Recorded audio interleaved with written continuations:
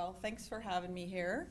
So I know some of you, not all of you, but yeah, like she said, I've been here a little over a year, so helping to admit patients to the monitoring unit here, and also working at the Florida Center for Neurology with Dr. Pissarro and seeing epilepsy patients. That's as my specialty. So like was mentioned, I did a 2-year subspecialty fellowship training at the Mayo Clinic in Phoenix before I came out here. And so I love taking care of people with epilepsy. And so tonight, I want to talk to you a little bit about complementary or alternative treatments for epilepsy. And I'm going to explain what these terms mean. I know a lot of people are interested in knowing if there's anything they can do besides taking medications and having surgery, anything they can do that's more natural, that might be able to help in terms of decreasing seizure frequency. This is a question we get asked a lot. And so there are some things that maybe sometimes we don't always have time to discuss, but I figured a venue like this is a perfect time to bring some of these things up.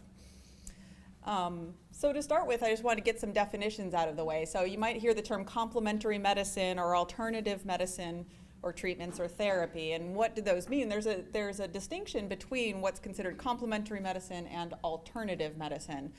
So with complementary medicine or complementary treatments, these are things that are not usually taught in traditional medical schools necessarily. They're different from, but used together with conventional treatments. So like medication, like devices, like VNS, like surgery. So they can be used in conjunction with. The alternative treatments are just what it sounds like. These are things that people do instead of going to a physician or instead of taking medications.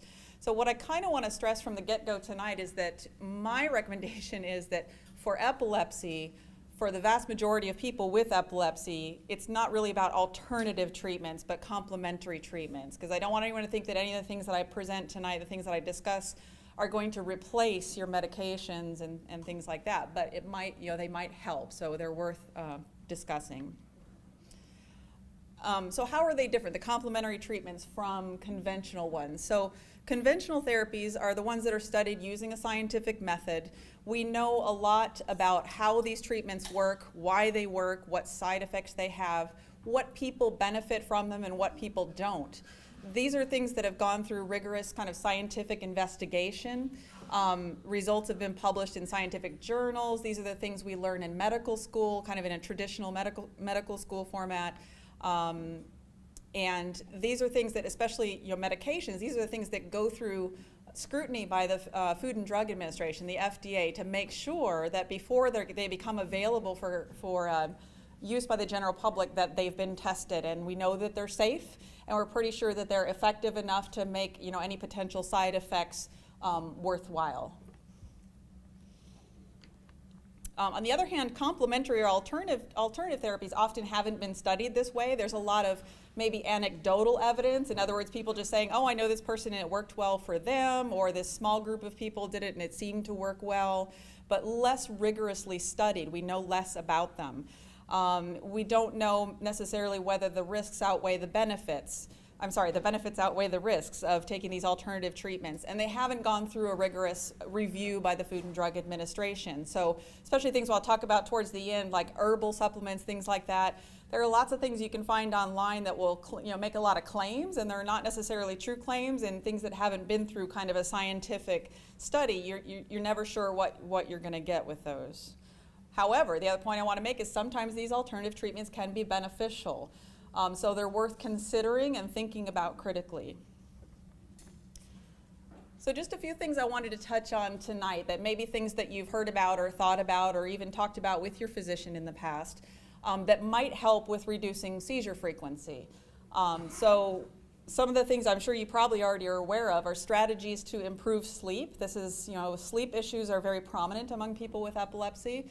And we know that lack of sleep can lower seizure threshold, make it more likely for you to have breakthroughs. So improving sleep could be a very important technique to use. Strategies to decrease stress, kind of along those same lines. If people are under a lot of stress, it kind of affects their sleep, things like that. Dietary treatment. Sometimes people want to know, is there something I can do differently in terms of what I'm eating to help reduce my risk of seizures? So we'll talk about a few of those options available. And then natural or herbal treatments, in terms of supplements, and I'll also specifically focus a little bit on cannabis, cannabidiol. Anyone who saw my talk last year knows I focused on that a little more last year, but I'll just touch on it at the end here.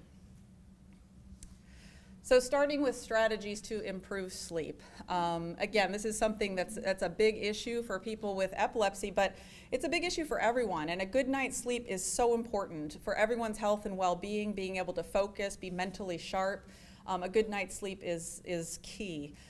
And we know that a lack of sleep can lower the seizure threshold. What that means is it makes it easier for you to go into a seizure. So even people that are taking medications and are otherwise well controlled, if they start losing sleep, for a night or two, they may be a lot more likely to have a breakthrough seizure. And it's also true, like I said, that people with epilepsy are more likely than just the general public to have difficulty with sleeping, so it's kind of a double whammy. And then also, as a lot of you probably know, people with epilepsy are more likely to complain of sleepiness, drowsiness during the day. So that might be a combination of seizure activity, of medication side effects, but also due to a lack of good sleep. And not infrequently, we see people with epilepsy and people in general who have sleep disorders like sleep apnea that maybe has gone undiagnosed. So I know that's something that Dr. Pissarro and myself ask about all the time when we have people in clinic. We ask about, how are you sleeping? And if you're not sleeping well, if you're waking up, if you're snoring loudly, this is something we may want to look into and get treated if sleep apnea is interfering with your sleep patterns. So what can you do about it? Efforts that you can take to try and optimize sleep. There's a thing called sleep hygiene. I don't know how many of you have heard of that. Basically, sleep hygiene just refers to what can you do to optimize the conditions for sleep. So number one thing is actually we need to have a bedtime, give or take. And so what I mean is it's good to have a set schedule. Our internal clocks are kind of set to be sleeping for a certain amount of time relative to daylight, being awake for a certain amount of time. So it's helpful if you want to get get regular sleep at night to have a certain time that's set, like I said, give or take, for you to go to bed to kind of wind down for the evening and get to sleep. And then also waking up, kind of having a set time for waking up. It's easy to sort of fall in the pattern. I'm bad about this myself, where you get up early every day to get ready for work, and then when the weekend comes, you want to sleep in. But you really should try to stop yourself from doing that, because then if you're sleeping in on the weekend and staying up late, it makes it harder to get a good night's sleep when you have to get back to work. Avoiding naps, or at least long naps during the day, is important. Sometimes a little cat nap, 20-30 minutes, can be refreshing. But if you're trying to get good sleep at night, having some sleep during the day is not necessarily a good way to optimize that. You want to make your bedroom as quiet and comfortable as you possibly can. So eliminating noise, eliminating light that might be coming in would be an important way to make sure that you can get high quality sleep. And this is a tough one for some people, avoiding brain activating activities in bed. No TV. So a lot of people have televisions in their bedrooms, and for people who have difficulty sleeping, struggle with insomnia, this is not the way around it. Some people think, well, watching TV kind of relaxes me, but it really doesn't, because it's a lot of stimulation for your visual pathways, your auditory pathways. You're seeing things, you're hearing things moving around, and it's not relaxing.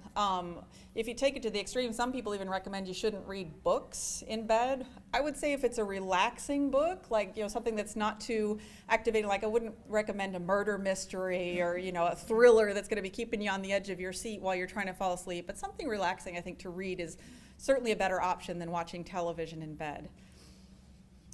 Also exercise. Exercise is a good thing, but you shouldn't do it close to bedtime. So anyone who's exercising just before they go to bed, that's not necessarily a good way to get good sleep. So do exercise, but do it earlier in the day.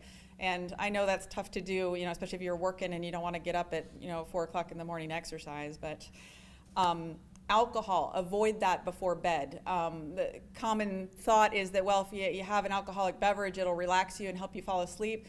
But the problem is it can initially help you fall asleep, but then you'll wake up in the middle of the night earlier. We know that alcohol can disrupt sleep patterns. And this last one's kind of weird. You don't want to lie in bed and stare at the clock. So what happens, we sometimes get in a vicious cycle. If we can't fall asleep, and then we lay there and we stare at the clock and we say, I got to get to sleep. If I don't get some sleep tonight, I'm going to be, for junk tomorrow at work. And you just keep looking at the clock and keep, working yourself up about it. It makes your brain register that the bed is a place for anxiety. And what you should do if you're having that hard of a time getting to sleep, leave the bedroom. Go, walk into the living room, find something relaxing to do, read a book, whatever, until you start to feel sleepy, and then go back to the bedroom. You should basically train your brain that the bed is a place for rest and sleep, not for anything, activating. So these are things you try to do on your own to optimize things. But other ways, if you're still having trouble falling asleep, you've got your set schedule, you're not napping during the day, you're doing your best to optimize your sleep hygiene. There are other things that are available that are kind of alternative sleep treatments that you'd probably be able to find online.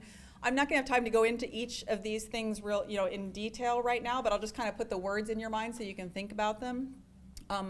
Focusing on breathing, this is a good stress reliever as well. So if you learn techniques to do, it's called paced breathing, sometimes it's called belly breathing or diaphragm breathing, where you take nice, deep, slow breaths, filling your entire lungs, and you can feel if you put your hand on your belly should expand as well. Besides your chest, you should feel your belly expand with a nice, deep, slow breath, and then let it out. And there are even apps you can get on your phone that will teach you that pacing, and you should learn to do it nice and slowly. Do a nice slow count, like up to 5 while you're inhaling, and then again up to 5 or 6 as you're exhaling with a pause in between. To learn these sort of patterns of breathing slowly and deeply, it can be very relaxing and can potentially help you fall asleep. Other forms of meditation, you can learn guided imagery where it's kind of like going to your happy place, but literally learning things that you can focus on, that you can visualize in your mind that are relaxing. Progressive muscle relaxation is a technique where you can learn to kind of focus on different muscle groups, kind of starting in your head and going all the way down to your toes. You can tense up the muscles first and then relax them and just focus on each muscle group independently, letting them relax so that then you can relax and tire yourself out. Another thing that I found helpful are like sounds to kind of maybe drown out other sounds, but also sometimes absolute silence, you hear your thoughts too much. So you might consider trying either a white noise kind of machine or app on your phone, or nature sounds. So depending on what you like, what you find relaxing, there are lots of phone apps available where they'll have like rainfall or a babbling brook or waves on the shore, different things that just kind of repeat over and over again that you can kind of focus on to help yourself fall asleep. And then as far as an herbal supplement, I don't know how many of you have tried melatonin. Some people find it helpful. So this is a non-prescription herbal supplement. Melatonin is actually a natural hormone that your brain produces in small quantities once the lights go out. It's based on the kind of diurnal cycle. So you produce some of it, it's supposed to help relax you and make your brain sleepy. So the thought is if you take a little extra of that at night, it might help you to relax and fall asleep. And for some people, they do find this beneficial. So another thing to consider. And the dose of that, typically 3 milligram tablets, and you can start trying 1, and if that doesn't work, you could take 2 or even 3 at bedtime and see if that helps you fall asleep. Okay, so reducing stress, kind of some related topics. Again, all in the interest of sort of reducing seizures, trying to increase your sleep, decrease your stress. So just a little bit about what stress is. What does stress mean? We all have stress. But it's a physiologic response in the body to some perceived danger or excess demands on the body. So you think of, as animals are in the wild and you have a situation where you're being chased by a predator like this poor gazelle or antelope or whatever it is.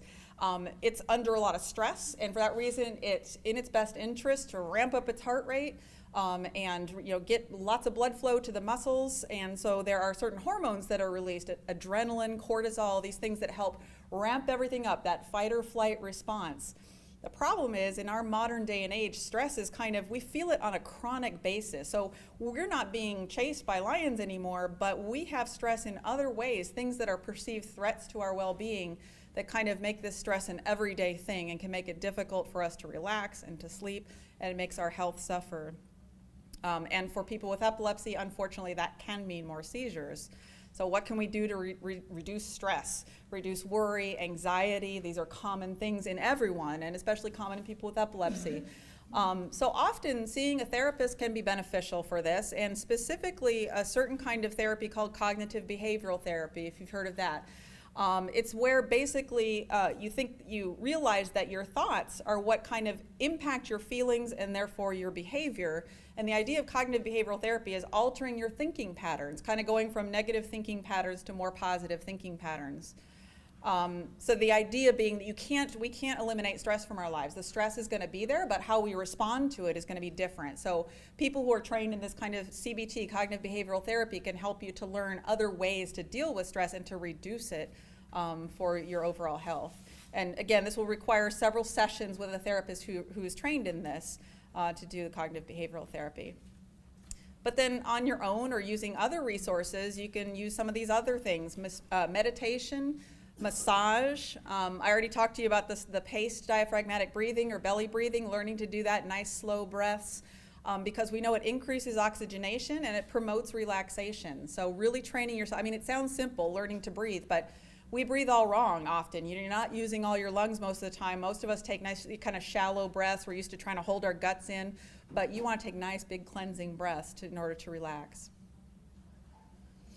And then biofeedback is something that's been explored as an option for treating lots of different conditions, including epilepsy, including anxiety disorders. The idea of biofeedback is that you'd go into a place, an office, like a therapist who has this kind of technology to hook you up to sensors. So they'll put multiple sensors on you, like to detect your heart rate, detect your breathing rate, and detect your skin temperature, for instance. And then they have you look at these, they train you to watch the screen and to know what your heart rate is doing. And the feedback is that basically you use that information that those sensors are giving you to kind of be able to control your own bodily processes. So to lower your own heart rate, for instance, lower your blood pressure and things like that, just by seeing, that when you're revved up and you're breathing too fast, that your heart rate's going too fast, and then if you slow your breathing, your heart rate's going to slow, and just learning that you can gain control over those things. And there have been studies, if you look into this, looking into EEG biofeedback, but I have to say what I've read on it is not very positive in terms of outcomes. The idea is you guys all know what an EEG is. They put those leads on your scalp and it reads your brainwave activity. And there are some claims that they could put that on and train you to control your brain waves, but really the evidence supporting that is pretty sketchy. But the relaxation techniques, I think, is probably a better way to go for that. So dietary modifications. This is something you may have heard of and had questions about. So I'm just going to touch on these real quick, and this could be a topic for an entire talk some other time. But the idea that there are some diets out there that are thought to help reduce seizure frequency, and the one that's best studied and has been around the longest is the ketogenic diet. So if you've read about diets in epilepsy, I'm sure you've read about this diet. It's a very restrictive diet. I'm going to go over the details in just a second, but basically if you look here in this diagram, I have my mouse here, this pie chart shows what's kind of a regular diet, and in red there, that's the amount of carbohydrates. About 50% of what we usually eat are carbohydrates, and then about a third of what we eat is fat, and then about 20% is protein. That's kind of a typical diet. Well, with the classical ketogenic diet, that's fat. The green is fat. 90% of the diet is fat. So just try and wrap your mind around that. That's a lot of fat. And then this little sliver of red, 2 to 4%, is carbohydrate. That's like nothing. And protein, also very low. It's calorie restricted. It's fluid restricted. It's a very restricted diet. Another option, like I said, I'll go over these one by one here real quick, but MAD, modified Atkins diet. So you see that still compared to a regular diet, a typical diet, high in fat, a little higher in protein, and very low in carbohydrates. You've probably heard of the Atkins diet was a kind of a diet revolution or fad, several years back, basically cutting out carbs and increasing fat and protein. And then the last one here that I'll touch on a little bit is the low glycemic index diet or low glycemic index treatment that allows a little more in the way of carbohydrates. You can see by this red slice here, but they have to be certain kinds of carbohydrates that are low in glycemic index, and I'll touch on that in a second. So again, just quickly for each one, the ketogenic diet, the reason it's called ketogenic is that you produce ketones. Ketones are what your body makes when it burns fat rather than burning carbohydrates for its main energy source. So they think this is how these diets kind of work, and the details are really, as far as I understand, still unclear. But somehow when the brain is using ketones rather than sugars for its primary energy source, it kind of decreases the level of excitation in the brain and therefore decreases seizure frequency. The ketogenic diet is based on a very strict ratio of basically fat to everything else. So fat to carbohydrate and protein grams combined. You have to measure everything out, be very strict about everything. The diet is usually not recommended for adults, and I've had people ask about this, and I say, you don't, I think it's hard to understand like just how restrictive it is, that basically people on this diet eat things like heavy cream and butter and cheese, and like you just think of all the things that have carbohydrates in it. You can't even brush their teeth with regular toothpaste because regular toothpaste can have sugars in it. Medications can have sugars in it, and everything counts, and so it's very strict. And at least with the traditional ketogenic diet, it also required a 24-hour fast. So fasting for 24 hours beforehand, going into the hospital, they have to measure the ketones in your blood and your urine. So it's very restrictive. There's a kind of examples of foods that would be your staples in the diet. But here's the good end of it. For a lot of people, and especially kids with refractory epilepsy to the point that they're having, some kids, as you might know, with bad epilepsy syndromes, they have hundreds of seizures a day. And this diet, by adding it to their medications and so on, can reduce that. So about half the children who go on the ketogenic diet will have a 50% reduction. So it's still not a cure, but it's an additional treatment. And some of them can become seizure-free on it. Requires vitamin supplementation. It ends up with high cholesterol levels, other things. You can imagine that just eating a whole bunch of fat can have other long-term consequences as well. So how about the modified Atkins? So Atkins, like I said, was a diet kind of revolution, I forget, back in the 90s or so. This is similar to the Atkins diet, but even less carbohydrates and more fat intake than what the traditional Atkins diet was. On this one, no restrictions with protein. So on the ketogenic diet, you were even restricted how much protein you could take in per day. This one's not as restricted. The fluid and the caloric restrictions are not there. You can start it outside the hospital, and you don't need to fast ahead of time. So these are just kind of dietary choices. Still recommended to follow this closely and use it to its full potentials, that you talk to a dietitian and make sure you really understand what foods you should and should not be eating. And there's some evidence so far that it may be as effective as the ketogenic diet for seizure reduction. So in other words, if you're able to go on this diet and stick to it, about half the people who try it might find about a 50% reduction in their seizure frequency in theory. So at least this one's a little more approachable and doable for adults. And lastly, the low glycemic index diet or treatment refers to basically incorporating a little bit more in the way of carbohydrates, but avoiding carbohydrates that spike your blood sugar is kind of a simple way to put it. So this graph over here shows, on the y-axis here, blood glucose levels over time. And you can see the red line here represents high glycemic index foods, and that basically these lead to a kind of a quick spike in your blood sugar early on, whereas other foods that may be carbohydrates, but they get digested and absorbed more slowly, and they don't spike up your blood sugars as quickly. Foods you can look up online and get lists of glycemic indices for different types of foods and see what's high and what's low. I'll show you some examples in a second. So you can have more carbs, but they have to be certain carbs. You don't have to weigh them out. Also, you can eat high-fat foods with this diet, but instead of being up to 90% fat, it's more like a 60% fat ratio with this diet. This one's still unclear in terms, I think there are ongoing studies looking into the effectiveness of this, but I'm just kind of putting it out there as something that's being actively investigated. And this is just an example. You can find all kinds of lists and so on online of what's a high glycemic index versus low. So you see the different dietary categories, and everything's arranged from low glycemic index to high. And so you can see some of the worst things you can eat in terms of glycemic index is white bread. So white bread, white bagels, they're like way up there. It's like eating sugar, basically. So what I've been telling people, I see a lot of people too who are diabetic or borderline diabetic and have neuropathies, and I tell them about the glycemic index and to think about it. It's like, for instance, if you like bread, there are some breads that are okay. So wheat bread is better than white bread, Pumpernickel bread is actually the best. I sometimes feel like I'm pushing pumpernickel bread, but I looked up, and its glycemic index is super low compared to other types of bread. So you might try it if you like to have sandwiches or whatever, but don't want to spike your blood sugar. Think about pumpernickel. And just kind of the last thing I want to talk about, natural or herbal treatments.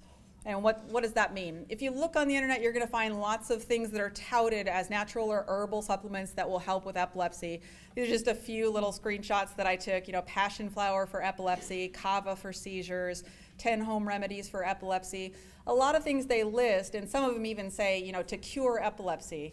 I would just say, look at these things with a critical mind. There's little to no science behind most of these. And remember, too, a lot of people come up with this thought that they want to take something natural. I want to take something natural because and they equate natural with safe. And you shouldn't equate those because there are poisons that are that are natural, right? Poison ivy, nightshade, these are things that can kill you, and they're natural. So you need to know what it is that you're getting. And think critically and know your source. So I'm really not aware of any herbal supplements that have been shown scientifically to have any effectiveness for epilepsy, except the cannabidiol, which I'll get to in a second. And I just wanted to show you this here. This is a link to the integrative medicine, that's another word for kind of complementary and alternative medicine, of the Memorial Sloan Kettering Cancer Center. So a very reliable source here. What they have is a website where you can look up herbs and supplements, and they'll tell you kind of what they're purported to be used for, what the safety concerns are, and things like that, kind of with some scientific background to it. But basically, you can go to this website, just Google it, integrate Memorial Sloan Kettering, Google it, the integrative medicine service, and you can type in anything. And so like I typed in kava, for instance, to see, and it's generally recommended or is touted as being an anxiolytic, like helping with anxiety and promoting relaxation. And here they're saying it's for seizures. But the problem is that in some people it's been shown to cause severe liver damage. So again, natural, not necessarily safe. So just make sure that you go to a reliable source before you start ordering stuff like this. I see that, okay.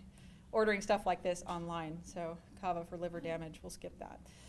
Okay, so how about cannabis? So here's an herbal supplement that everyone's probably heard a lot about. Last year I talked about it kind of extensively. I'm just going to touch on it here tonight. So cannabis is a natural substance. That's the Latin name there, cannabis sativa. It has a lot of different chemical compounds in it, some of which are psychoactive, act on the brain.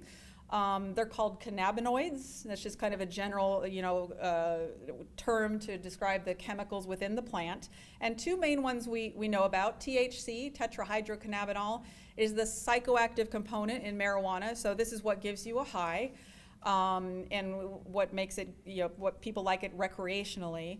The THC has no known benefit, no apparent benefits in terms of reducing seizure frequency. There's another cannabinoid called cannabidiol, CBD, that has been shown to be helpful in reducing seizures in some studies so far. This is, you may have heard, I don't think I put the slide in here. Oh yeah, I did. You may have heard about this a couple years ago. In 2013, there was a documentary called Weed that the physician Sanjay Gupta put together in support of medical marijuana, in particular for epilepsy. Bottom line is the strain of marijuana that this little girl, Charlotte Fiji, was using was a strain of marijuana that was very high in CBD and cannabidiol, very low in THC. So in other words, it would have no street value as a recreational substance. But that's what they gave her with an oil, a concentrated oil of CBD, cannabidiol, and they said that it reduced her seizure frequency very significantly. Now, this was a little girl that had a syndrome called Dravet syndrome, and she was having hundreds of seizures a day, very specific type of epilepsy, and she responded to it well. This is what you would call a case study, or basically an individual. You say she responded so well, and that's what that documentary focused on. So a lot of people are thinking, well, this has great promise. And it still does, but it needs more research. So there's research ongoing right now. In fact, earlier this year at the American Academy of Neurology, there was a study presented where they're looking into this compound. The trade name is Epidiolex, and it's a 99% pure extract of cannabidiol. And they treated patients with intractable epilepsy, so epilepsy not responding to available treatments. Some of them, a fair number of them, with Dravet syndrome or Lennox-Gastaut, which is another kind of devastating seizure syndrome that causes many, many seizures of different types. And they found that seizures decreased by an average of 54% in 137 people who completed 12 weeks on it.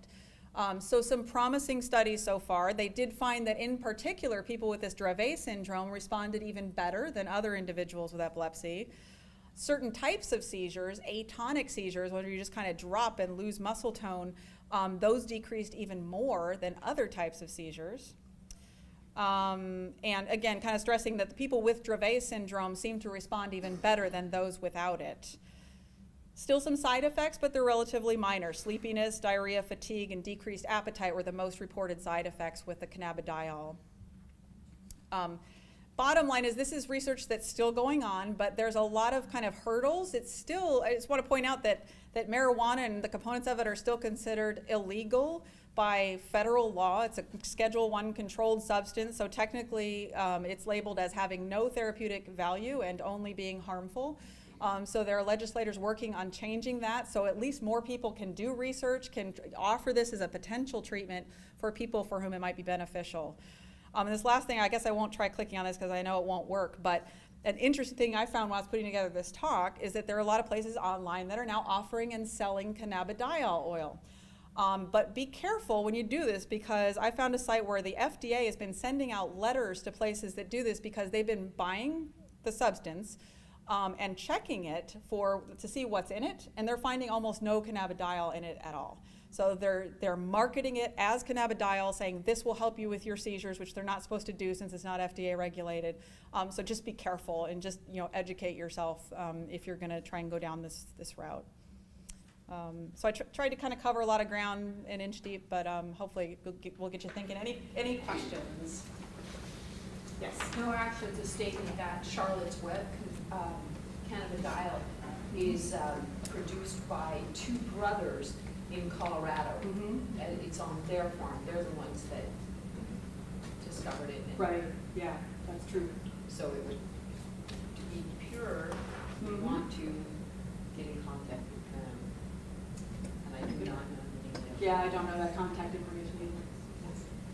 And I have sleep apnea, and sometimes I put a mask on, Mm-hmm. and I can't get it right, I mean, it's, the air's coming out, and I get so frustrated, just dump it off, Yeah. And like, I don't sleep as well. Do you recommend just putting up with it and try to do that, or does that produce a lot of anxiety too? Well, so I do recommend treating sleep apnea, absolutely. What I would recommend is you talk to your doctor about trying out different kinds of masks. So they have masks now that are focused that are just nasal masks, something like that might help you.